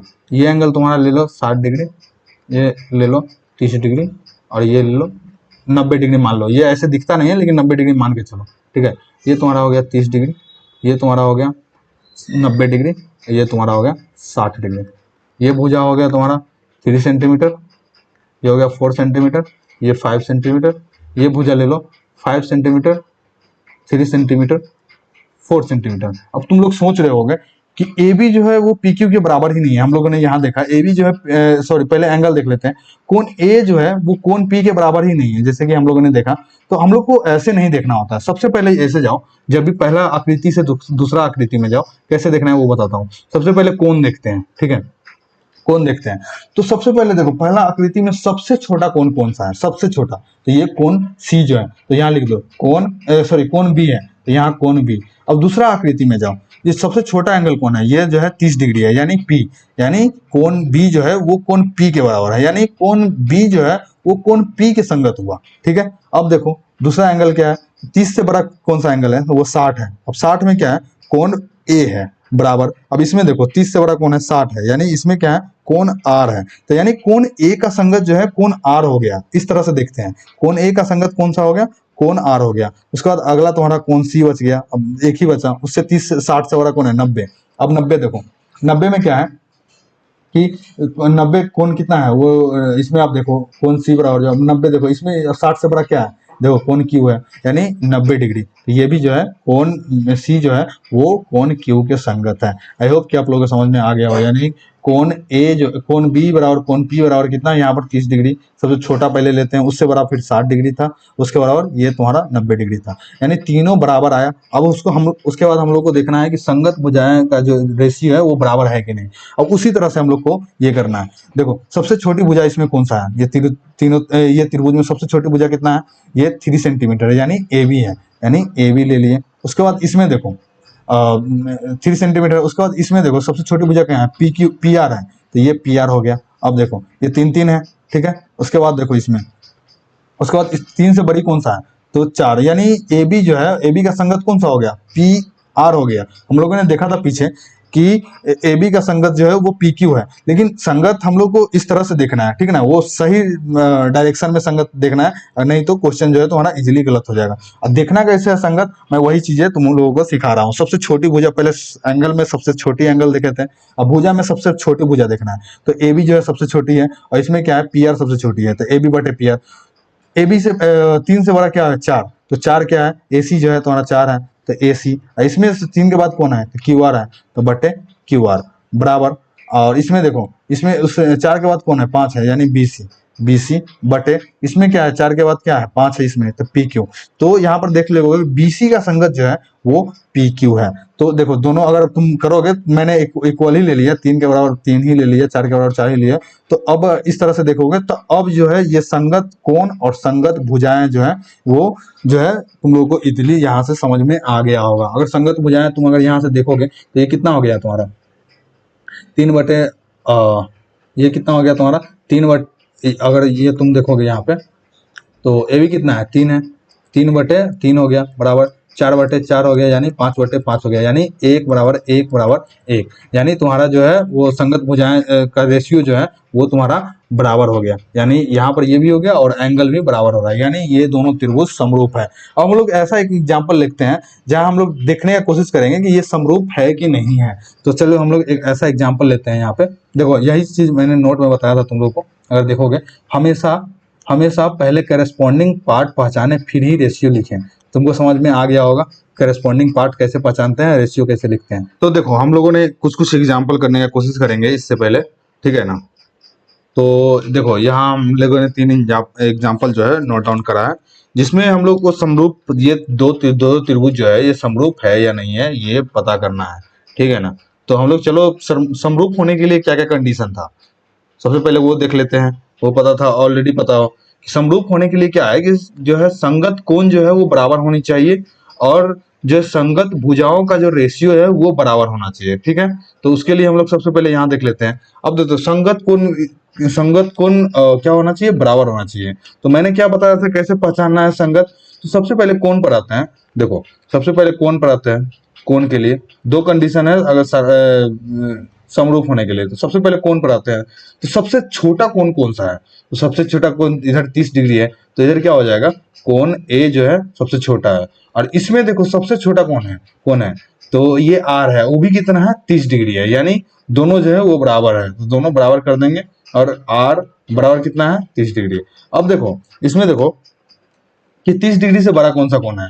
तो इसमें अगर देखोगे तो 30 डिग्री से बड़ा जो है ये तुम्हारा 70 है, उसके बाद 80 है। तो 70 डिग्री जो है कौन सा है, कोण बी है। तो कोण बी जो है वो 70 डिग्री है। इसमें देखो, अब सबसे छोटा 30 था, उससे बड़ा कौन है, तो इसमें भी 70 है, यानी क्यू है, पी है, यानी ये हो जाएगा तुम्हारा पी, ठीक है। वो कितना है, 70 डिग्री है, ठीक है। उसके बाद आप देखो कि 30 हो गया, 70 हो गया, उसके बाद बचा कितना, 80 डिग्री। 80 डिग्री में कौन सा है, कौन सी है, बराबर। इसमें भी 70 हो गया था, 80 डिग्री में ये है, तो कोण क्यू बराबर 80 डिग्री। यानी कोण जो है वो देखो, संगत कोण तो बराबर है। अब हम लोग देखते हैं संगत भुजा बराबर है कि नहीं है। तो सिंपल सा हम लोग भुजा के लिए क्या कर लेंगे, भुजा के लिए वही सेम रूल है, सबसे छोटा से सबसे बड़ा की तरफ बढ़ना है। तो सबसे छोटा भुजा कौन है इसमें, 3, 6, 8 में सबसे छोटा कौन है, 3 है। तो 3 बटे कितना है, इसमें सबसे छोटा कौन है, तो इसमें जो है 5, 9, 8 है, तो सबसे छोटा है 5। तो 3/5 बराबर, उसको पहले देख लेंगे, उसके बाद बराबर है कि नहीं, वो अगर बराबर नहीं हुआ तो काट कर देंगे, ठीक है। अब 3 के बाद क्या है, 6 है, उसके बाद 8 है, तो यानी 3 के बाद 6 हो जाएगा, तो 6 बटे, उसके बाद तुम ऐसे इसको लिख सकते हो, सिंपल सा ऐसे, ये अभी लिख लो। उसके बाद क्या है कि 3 किस में है, ए बी है, तो ए बी बटे तुम ए बी बटे कितना लिख सकते हो, ए बी बटे 3, इसमें सबसे छोटी भुजा है पी क्यू, तो पी क्यू लिख सकते हो। ऐसे भी तुम लिख सकते हो, 1 मिनट में बताता हूँ, रुक जाओ, वेट वेट, तुम सीधे मान न लिख के तुम ऐसे कुछ लिख सकते हो, ठीक है। देखो सबसे छोटी भुजा कितना था, ए बी था, तो ए बी बटे कितना, इसमें क्या है, तो इसमें देखो सबसे छोटी भुजा पी क्यू है, तो पी क्यू, उसके बाद बराबर, उसके बाद मान भर के देख लेंगे, बराबर आया तो ठीक, नहीं तो नहीं होगा। उसके बाद क्या है, ए बी 3 है, उसके बाद 6 है, तो 6 कितना है, ए सी, तो ए सी बटे, इसमें सबसे 5 के बाद कौन सा है, तो ये 8 है, तो ए सी बटे क्यू आर बराबर। उसके बाद जो है हम लोग देख लेते हैं, इसमें कितना है, 5 के बाद 6, 6 के बाद 8 था, तो 8 क्या है, बी सी, तो बी सी बटे, इसमें क्या है, 8 के बाद क्या था, 5 था, 9 था, तो 8 से बड़ा 9 हो गया, तो 9 हो गया, 9 क्या है, पी आर। अब हम लोग देख लेते हैं, मान भर के देख लेते हैं। तो ए बी कितना है, ए बी कितना है, 3 है, पी क्यू कितना है, पी क्यू 5 है, बराबर, P Q P Q P Q P Q ही होगा ना, ए बी में सबसे छोटा, हाँ पी क्यू होगा। ए सी कितना है, ए सी तुम्हारा 6 है, और क्यू आर कितना है, क्यू आर 8 है, बराबर। बी सी कितना है, बी सी जो है तुम्हारा 8 है, और पी आर कितना है, पी आर 9 है। देखो ये सारा एक दूसरे में बराबर है क्या, ये नहीं है बराबर, तो हम लोग बराबर नहीं लिखेंगे। पहले हम लोग देख रहे थे कि बराबर है कि नहीं, नहीं है बराबर। तो क्या है कि ये तीनों कोण तो संगत है, लेकिन संगत भुजाओं का रेशियो जो है वो बराबर नहीं आ रहा है। अगर एक कंडीशन भी गलत हो गया तो ये जो है समरूप नहीं होगा, यानी दोनों त्रिभुज त्रिभुज त्रिभुज ए बी सी और त्रिभुज पी क्यू आर समरूप नहीं है, समरूप नहीं है। क्योंकि संगत भुजा है जो है, संगत भुजा तो पहचानना आ गया तुम लोगों को, आई होप कि आप लोगों को आ गया होगा। अभी और भी क्वेश्चन करेंगे तो आप लोगों को और अच्छे से समझ में आएगा। तो संगत भुजा जो है वो उसका रेशियो है वो बराबर नहीं है, इसलिए जो है समरूप नहीं है। लेकिन कोण जो है वो बराबर था, तो क्या हुआ कि अगर एक कंडीशन सेटिस्फाई हो रहा है एक नहीं हो रहा है तब भी ये समरूप नहीं होगा। चलो अगला क्वेश्चन हम लोग देख लेते हैं। तो सबसे पहले हम लोग कोण का बात करते हैं, ठीक है। कोण का, कोण देखते हैं। अब देखो इसमें क्या है कि सबसे छोटी कोण कौन सा है, तो ये 40 डिग्री है, यानी कोण बी, कोण बी ये 40 डिग्री है। और सबसे छोटा इसमें सबसे छोटी कोण कौन है, 50, तो ये इसमें जो है कोण क्यू है। लेकिन ये दोनों बराबर नहीं है, देखो ये 40 है और ये 50 है, तो ये दोनों बराबर नहीं है। उसके बाद जो है 40 के बाद देखो, 40 के बाद 60 है तुम्हारा, तो कोण सी 60 डिग्री है बराबर। इसमें 50 के बाद कितना है, 60 है, तो ये 60 हो गया, तो यानी कोण पी हो गया, यानी ये 60 डिग्री। तो दो को तो एटलीस्ट एक बराबर हो गया, लेकिन तीनों कोण बराबर होना चाहिए।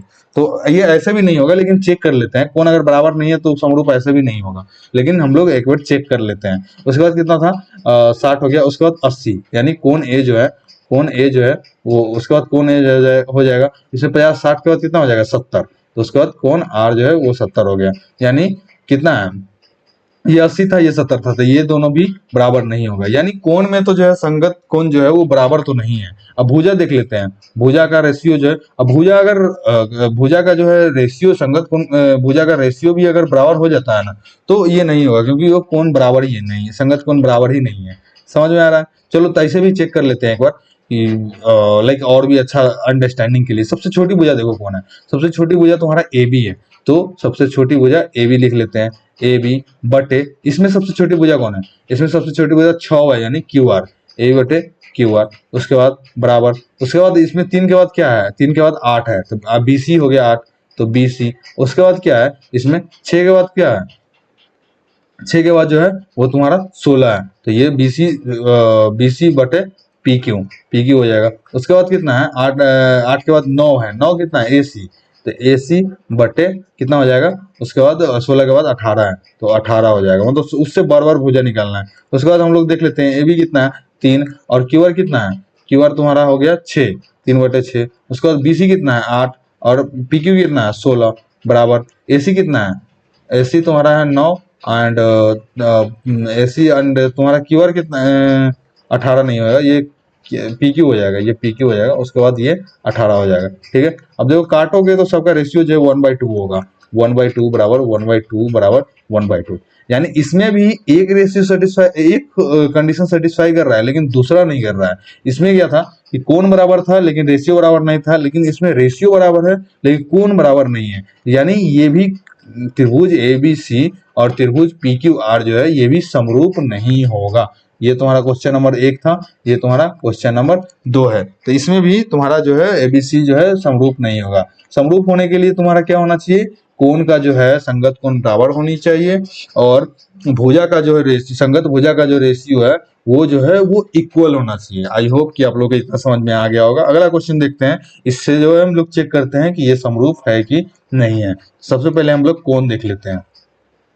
तो ये तुम्हारा कोण हो गया, और हम लोग चेक कर लेते हैं रिकॉर्डिंग चल रहा है कि नहीं चल रहा, बढ़िया चल रहा है। तो कोण देख लेते हैं। अब सबसे छोटी कोण देखते हैं हम लोग। सबसे छोटी कोण कितना है, 30 80 और 70। सबसे छोटी कोण कितना है, 30 है, तो यानी कोण ए है, कोण ए। अब इसमें सबसे छोटी कौन है, कोण है 70 30 और 80, यानी सबसे छोटी कोण है आर, और कोण ए और कोण आर जो है, कोण ए और कोण आर जो है 30 डिग्री है, तो ये यहाँ इसके आगे 30 डिग्री लिख सकते हैं। मतलब पहला संगत कोण तो बराबर हो गया। अब दूसरा देखते हैं, 30 के बाद कौन सा है, 70 है, तो 70 कौन है, कौन सा बी, तो कोण बी। उसके बाद इसमें देखते हैं, 30 के बाद इसमें भी क्या है, 70 है, उसके बाद ही 80 आएगा, तो पहले 70 है, यानी कोण पी बराबर जो है वो 70 डिग्री है। उसके बाद क्या है, अगला कौन है, 70 के बाद तुम्हारा 80 है, आता है, तो 80 में कौन सी है, और इसमें जो है 70 के बाद इसमें 80 आता है, तो इसमें कोण क्यू है बराबर कितना है, 80 डिग्री है। यानी कोण तो तुम्हारा संगत कोण तो वो है, वो बराबर हो ही गया। संगत कोण आई होप कि आप लोगों को देखना समझ में आ गया होगा कैसे कैसे देखना है। छोटी से बड़ी तरफ जाएंगे, पहले छोटी को दिखेंगे, छोटी दोनों को उठाएंगे, चाहे भले ही बराबर ना हो, लेकिन तब भी यहाँ पर देखो, यहाँ भले ही बराबर नहीं था, लेकिन तब भी हम लोग छोटी कोण फिर उससे बड़ी कोण फिर उससे बड़ी कोण कर रहे थे। उसके बाद जो है भुजा हम लोग देख लेते हैं। भुजा में जो है भुजा देख लेते हैं, सबसे छोटी भुजा देखते हैं कौन सी है, 3 है 8 है 12 है, यानी ये 3 जो है तो ए बी हो गया, तो ए बी। अब इसमें दूसरा पी क्यू आर में सबसे छोटी भुजा कौन है, तो पी आर है। 6 ही है सबसे छोटी है, तो पी आर बराबर। उसके बाद जो हम लोग देख लेते हैं 3 के बाद क्या है, 8 और 12 में 8 है, तो यानी ए सी हो गया तुम्हारा। तो ए सी बटे उसके बाद क्या है, इसमें क्या था 6 है, 6 के बाद कितना है 16 आता है, तो 16, तो ए सी बटे पी क्यू बराबर। अब क्या है, इसमें बराबर नहीं होगा तो कट कर देंगे, ठीक ना। उसके बाद क्या है तुम्हारा 3 8 है, उसके बाद 12 है, तो 12 बीसी हो गया, बीसी बटे उसमें क्या है 6 16 हो गया, तो ये हो गया तुम्हारा 24, 24 कितना है क्यू आर। अब हम लोग मान भर के देख लेते हैं, अगर बराबर रेशियो हुआ तो ठीक, नहीं तो हमारा जो है ये जो बराबर नहीं होगा, सिंपल सा इसको कट कर देंगे। तो ए बी कितना है 3, और तुम्हारा पी आर कितना है, पी आर जो है तुम्हारा 6 बराबर। ए सी कितना है, ए सी तुम्हारा हो गया 8, और पी क्यू कितना है, पी क्यू तुम्हारा हो गया 16 बराबर। और बी सी कितना है, बी सी 12 है, और क्यू आर कितना है 24 है। यानी सबको कट करोगे तो तुम्हारा हो जाएगा 1/2 बराबर 1/2 बराबर 1/2। यानी रेशियो जो है ये बराबर हो रहा है।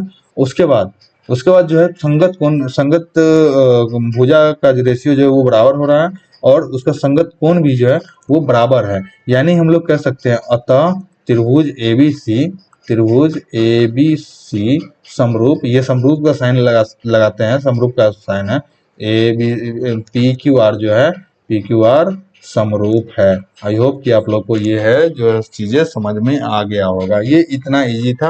अब आपको समरूपता के लिए कोई दिक्कत नहीं होगा। हमेशा ये जो पॉइंटर्स था बोर्ड में बच्चा हमेशा कंफ्यूज हो जाता है कि संगत भुजा कौन सा होगा, संगत कोण कौन सा होगा। आई होप कि आप लोग को इतना चीजें तो अब तो क्लियर हो ही गया होगा, संगत भुजा कैसे पहचानना है, संगत कोण कैसे पहचानना है। चलिए हम लोग कुछ कुछ क्वेश्चन करते हैं जो कि एनसीईआरटी का है। ये भी क्वेश्चन ही हम लोग कर रहे थे, लेकिन एनसीईआरटी का क्वेश्चन कुछ कुछ कर लेते हैं। अब देखो इसमें जो है ये वो जो है इसमें और इसमें समरूप कौन सा है वो हम लोग को बताना है, इसमें और इसमें, ठीक है। इसमें जो है 5 एंगल है, इसमें 5 एंगल है। तो सबसे पहले क्या करना है, सिंपल सा इसके समरूप होने के लिए भी केस होगा कि संगत कोण जो है वो बराबर होनी चाहिए, और संगत कोण बराबर होनी चाहिए, उसके साथ साथ जो है संगत भुजाओं का रेशियो जो है वो समान होना चाहिए। तो सबसे पहले हम लोग कोण को देखते हैं।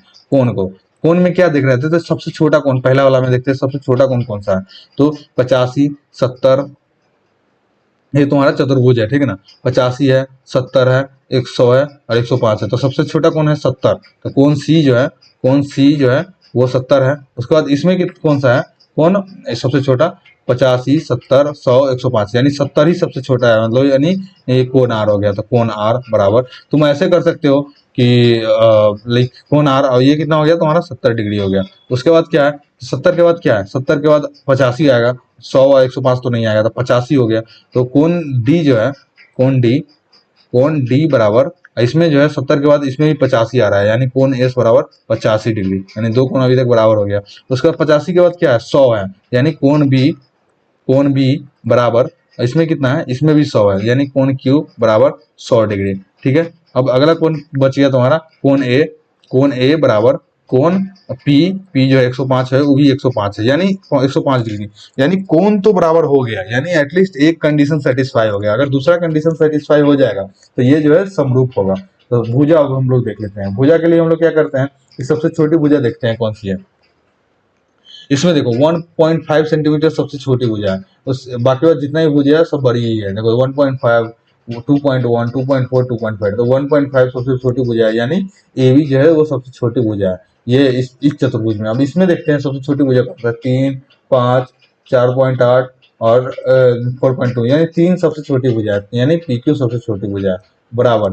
3 के बाद 1.5 के बाद क्या है, 1.5 के बाद 2.1 है, उसके बाद सब 1.5 से बड़ा जो है 2.1 है, उसके बाद सब इससे बड़ा ही है। 2.1 जो है सबसे छोटा, मतलब 1.5 के बाद जो है 2.1 ही सबसे छोटा है, यानी कितना है ये डी ए हो गया।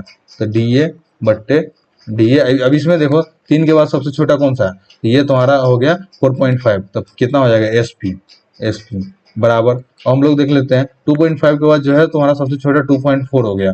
तो जो डीसी बटे इसमें देखो 4.2 के बाद जो है 4.8 आएगा, तो 4.8 कितना एस आर बराबर। और तुम्हारा जो है इसमें जो है सबसे बड़ा जो है वो बीसी है, एक ही भुजा बचा, तो यानी बीसी बटे छोटा से बड़ा की तरफ जाना है, ठीक ना। ये तुम्हारा हो गया आर क्यू। अब सबका मान भरो, तो ए बी कितना था, या ए बी कितना था, ए बी 1.5 बटे कितना है, ये इसमें पी क्यू 3 है, 3 बराबर सेंटीमीटर से सेंटीमीटर है तो कट जाएगा, तो इसलिए नहीं लिख रहा हूँ।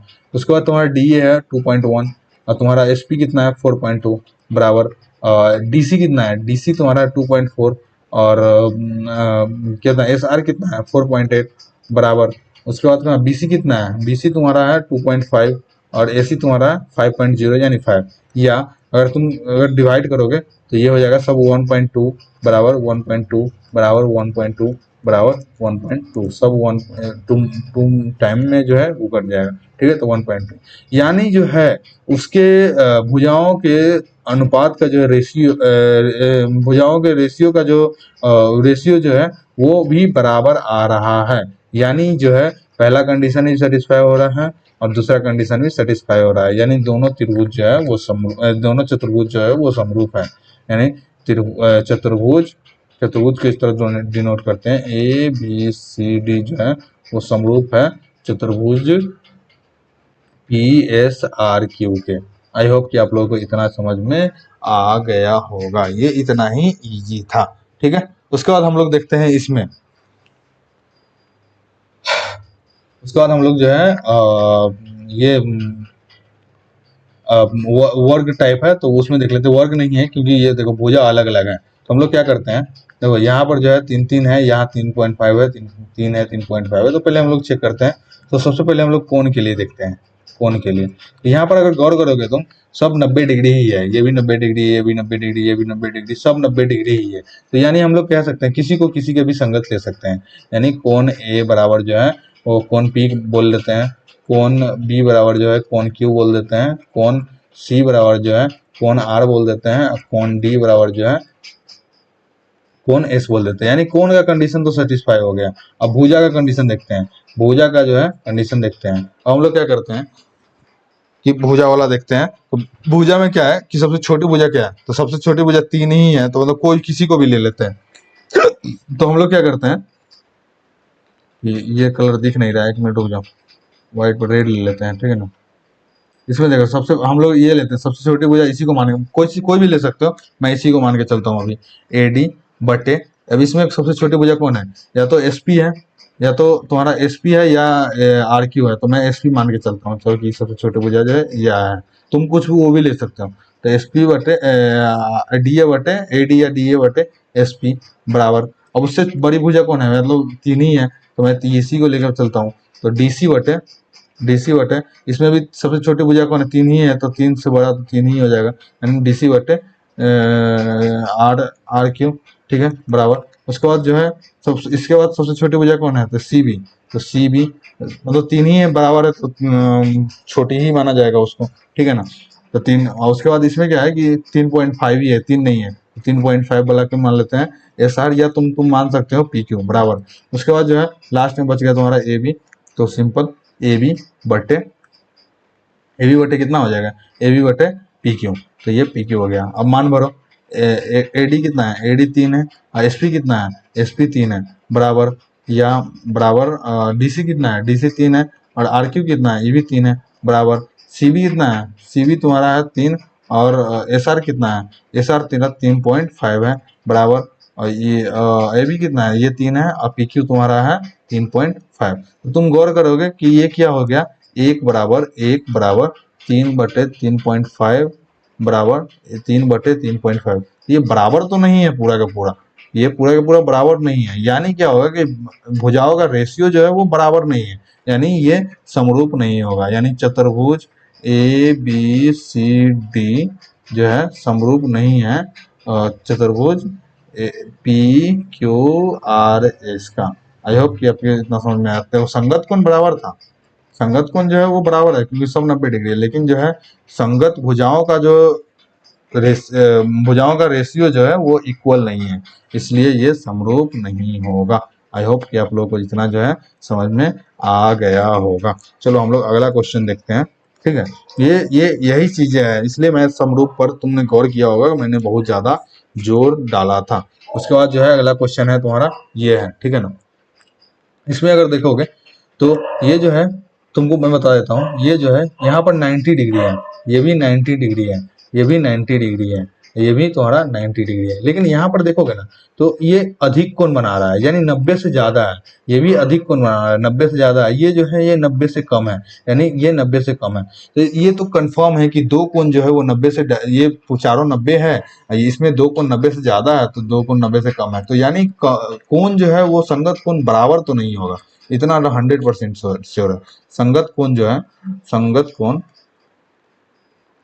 बराबर नहीं होगा, बराबर नहीं होगा, ठीक है, इतना श्योर। अब संगत भुजा का रेशियो बराबर होगा कि नहीं, देखो 2.1 2.1 2.1 2.1, तो ये जो अगर सबको लेंगे, किसी को किसी के करस्पॉन्डिंग ले सकते हो क्योंकि सबका वैल्यू जो है सेम है। तो सबका जो है 1.2 बराबर 1/2 बराबर 1/2 बराबर 1/2 आएगा। लेकिन भुजा संगत कोण जो है वो बराबर नहीं है, लेकिन जो है संगत भुजाओं का रेशियो वो बराबर है। यानी एक कंडीशन अगर फेल होता है, यानी संगत कोण बराबर नहीं है, तो ये फेल हो गया, ये पास हो गया। यानी अगर एक कंडीशन फेल हो गया तो वो संगत नहीं कहलाएगा, यानी जो है ये समरूप नहीं, सॉरी समरूप नहीं कहलाएगा। तो ये जो है चतुर्भुज समरूप नहीं है, समरूप नहीं है। क्यों नहीं है समरूप? क्योंकि जो है इसका एंगल जो है अलग अलग है। भले ही भुजाओं का रेशियो जो है बराबर है, अगर करके देखना तो भुजाओं का रेशियो बराबर है, लेकिन ये जो है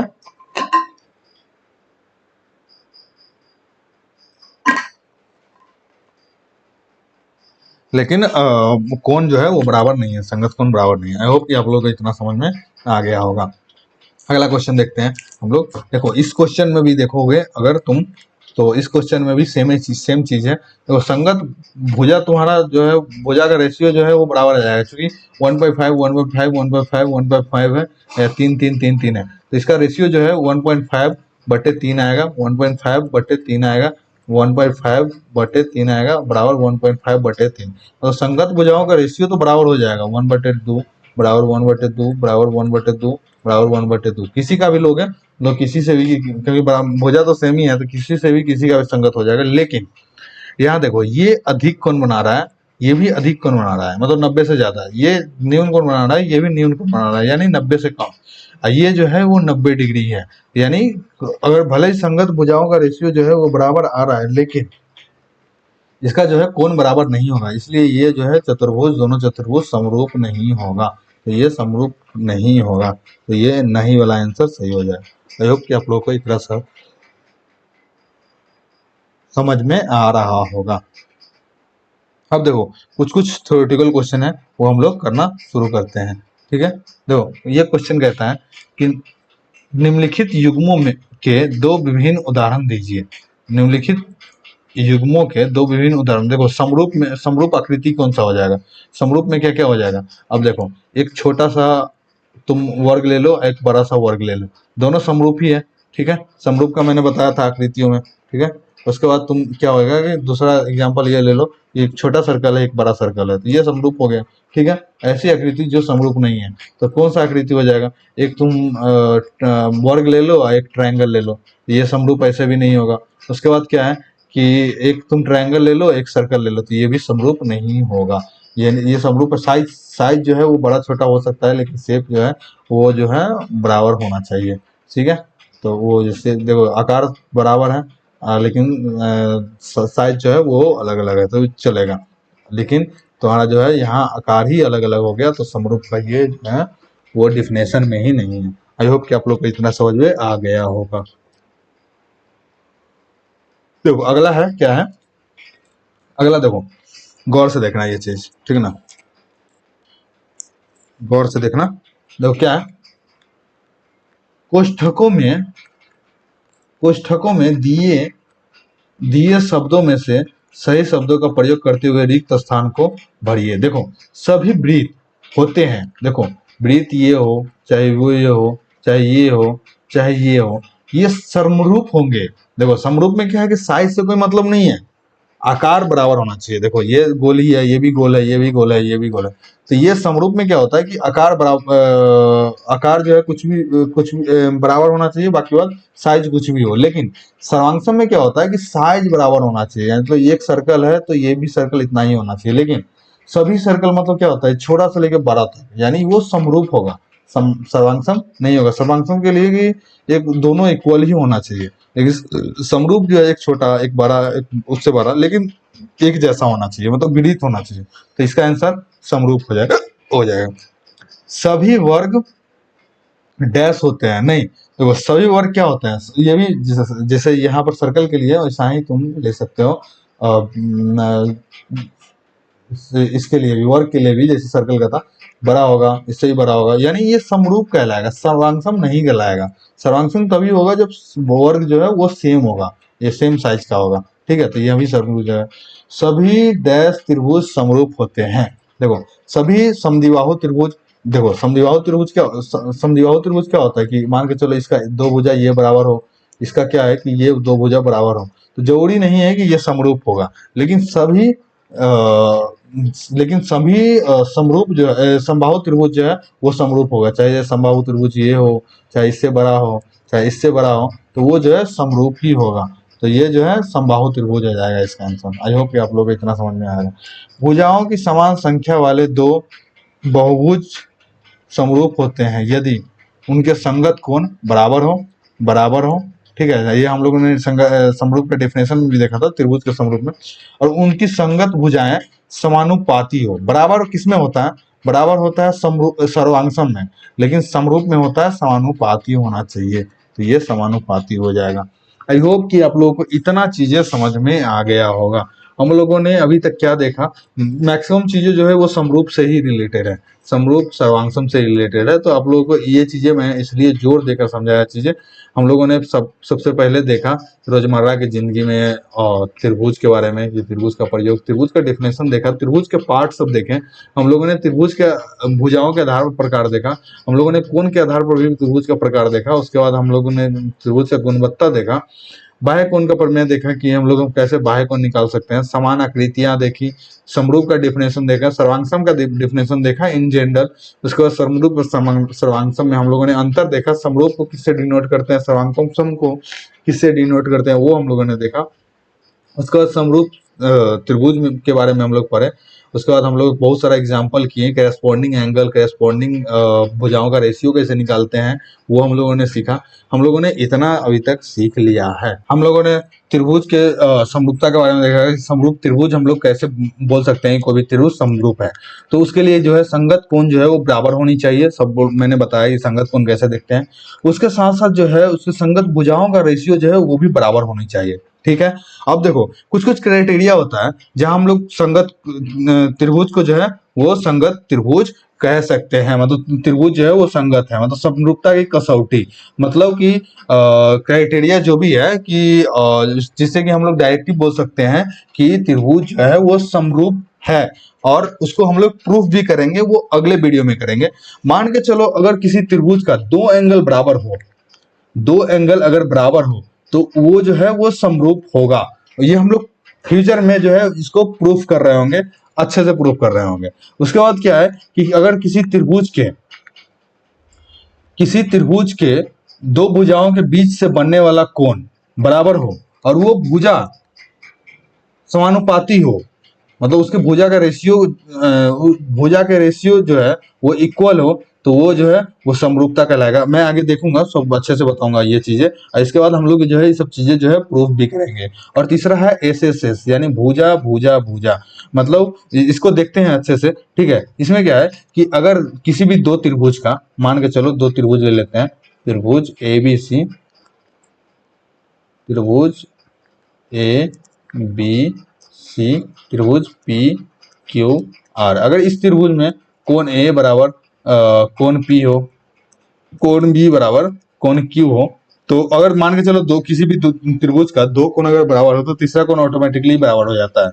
यानी या तो इसको कोण C बराबर कोण R हो, तो इसको हम लोग क्या कर सकते हैं, या AA यानी 2 गो एंगल या ए 3 गो एंगल भी कर सकते हैं। यानी अगर किसी त्रिभुज का 2 कोण बराबर हो या तीनों कोण बराबर हो तो वो त्रिभुज जो है वो समरूप होता है। यदि 2 त्रिभुज के 2 संगत कोण बराबर हो, संगत कोण होना चाहिए बराबर, ठीक है, तो वो त्रिभुज जो है वो समरूप होते हैं। इसको हम लोग फ्यूचर में जो अगले वीडियो में जो भी आ रहा होगा उसमें हम लोग अच्छे से प्रूफ करेंगे इसके बारे में, ठीक है ना।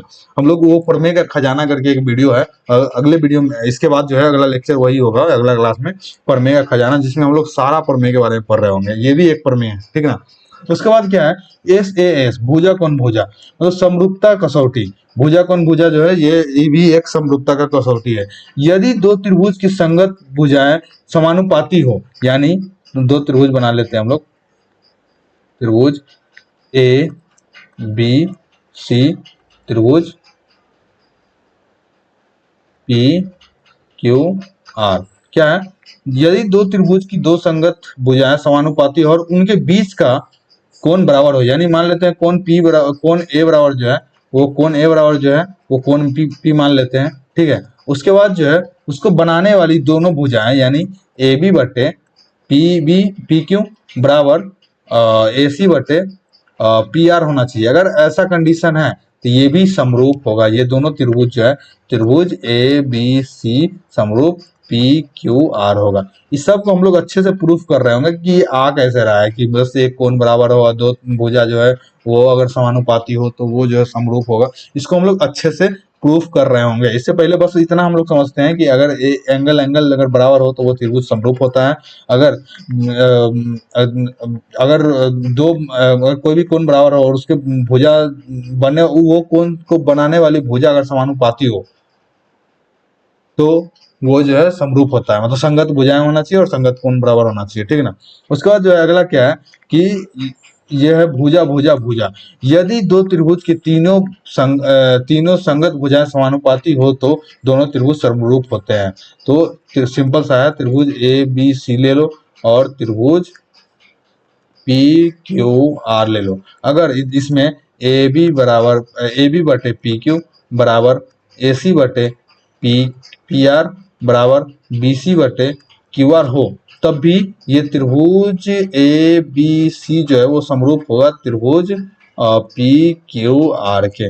इतना आप लोगों को जो है ये समझ में आ गया होगा। यानी समरूपता की कसौटी जो है उसमें कौन कौन है, अगर कौन कौन है, मतलब A S S S S तीनों हम लोगों ने अच्छे से इधर देख लिया। उसके बाद जो है इसको हम लोग प्रूफ भी करेंगे। मैं बार बार बोल रहा हूँ कि इसको हम लोग प्रूफ करेंगे, वो अगले वीडियो में कर रहे होंगे। जो वीडियो है प्रमेय का खजाना, यानी आपका क्लास 2 हो रहा होगा, उसमें हम लोग सारा जितना भी त्रिभुज का प्रमेय है एक साथ करेंगे। उसके बाद क्वेश्चन करेंगे, आपको ए टू जेड जो है वो दिमाग में अच्छे से छप जाएगा। मतलब अगर आप इतना ही कर लेते हो ना भाई, मैं जितना बता रहा हूँ, उसके बाद त्रिभुज से तुमको डरने की जो है कोई जरूरत नहीं है।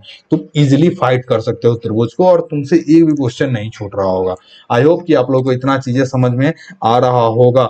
और लाइक अगर तुमको एक बार में नहीं समझ में आया तुम दोबारा ये लेक्चर देख सकते हो, क्योंकि इसमें मैंने एकदम बेसिक से उठाया है चीजें और पूरा एडवांस तक ले जाऊंगा, जो कि तुम्हारा 10th के मैथ में बिहार बोर्ड 2027 में जो है काम आ रहा होगा और तुम इजिली क्वेश्चन सॉल्व कर रहे होंगे, ठीक है। इतना, अगले वीडियो में हम लोग मिलते हैं। चलो तब तक के लिए मुझे इजाजत दो, धन्यवाद।